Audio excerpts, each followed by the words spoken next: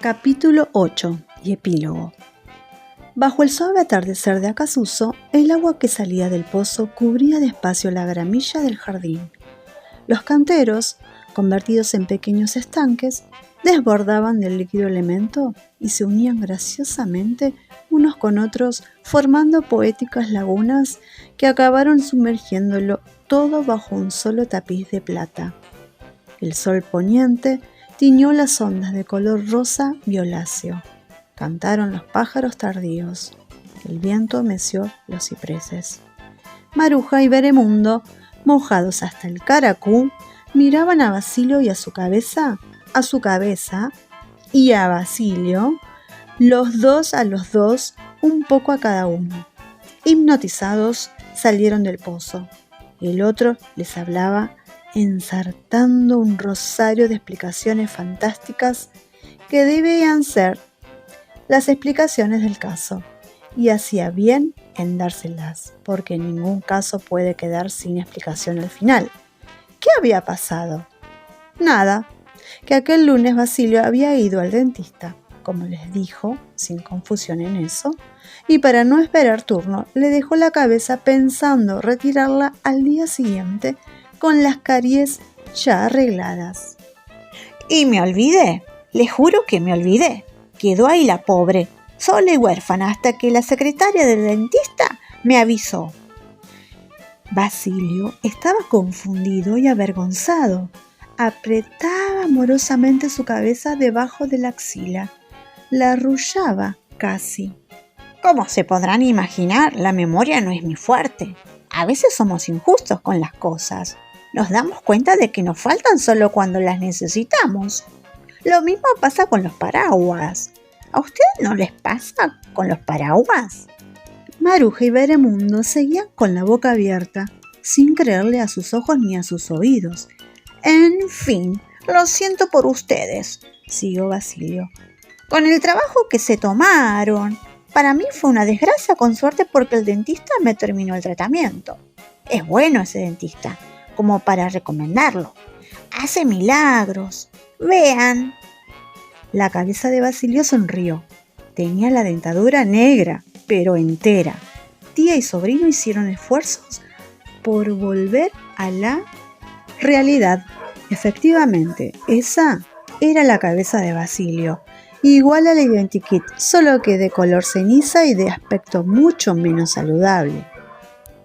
Maruja sintió que se hundía en el pantano de la rabia, pero no. Era el agua del jardín que ya le tapaba los tobillos. ¿Por qué justo a ellos tenía que tocarles de cliente semejante aturdido? Reaccionó. Pero habráse visto, hombre. ¿Se puede saber dónde tenía la cabeza usted? Y nosotros que removimos cielo y tierra para encontrarla.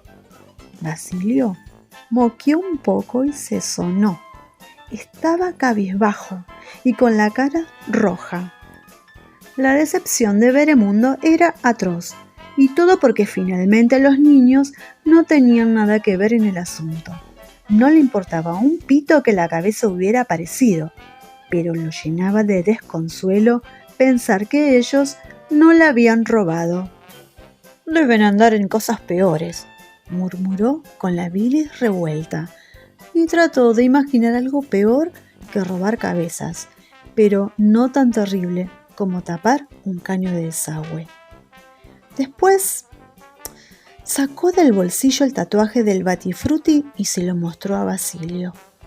¿Y esto? ¿Se puede saber qué hacía esto en su ligustrina? Basilio se puso más rojo. Me gustan tanto, no puedo dejar de comerlos. El dentista ya me dijo que si sigo así... Pero Maruja y Veremundo no querían escuchar nada más. Era demasiado para un solo día. Entraron chapoteando a la casa. Basilio los siguió. En la chimenea, tía y sobrino pusieron a secar la ropa. Mudos, llenos de dignidad, tenían la depresión de los grandes detectives cuando se cierra un caso extraordinario. Basilio seguía dando explicaciones. Ellos no lo escuchaban. En cambio, miraban ensimismados el humito que brotaba de sus medias húmedas al calor de las brasas. Poco a poco, las explicaciones de Basilio se enfriaron, como la ceniza.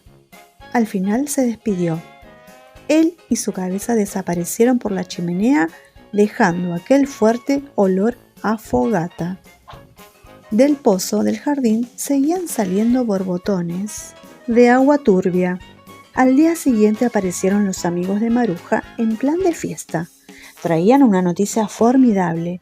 El caño se había destapado por milagro y ya casi no quedaba agua en el cementerio.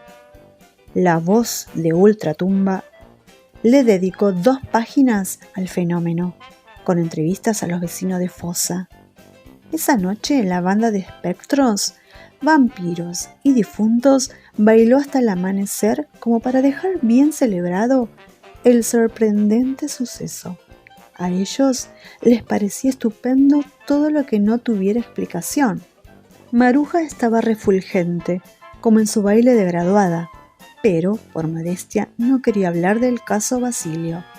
En medio de los brindis, Veremundo miraba el jardín inundado de sospechas. Por lo menos una cosa estaba clara y transparente para su alma. Se iba a sacar a la tía de encima, y eso solo alcanzaba para aliviarle la vida. Unos días más tarde, Maruja se despidió. Discutieron porque ella quiso llevarse el televisor a la bóveda y Veremundo tuvo que defenderlo con uñas y dientes. Al final, la abrazó y de compromiso y volvió a sentir la consistencia vaporosa de los fantasmas. «No te pierdas», le dijo, y le indicó muy bien el camino de vuelta al cementerio, temiendo que por un error fatal apareciera de nuevo en su casa. Maruja se fue como vino, atravesando todo, con aquel soplo cargado de aroma a moho y crisantemos mustios que flotó en la casa largo tiempo atrás. Jesuso tapió la puerta de la cripta de huéspedes para no limpiarla. Junto con Maruja desaparecieron sus amigos y la casa descansó en paz. Veremundo volvió enseguida a sus estudios. Hacía rato que la oruga había recuperado su tamaño normal y le habían desaparecido los pies. En cambio, ahora tenía algo parecido a unas alas. Esperanzado, pensó que podían ser de cuervo, pero no.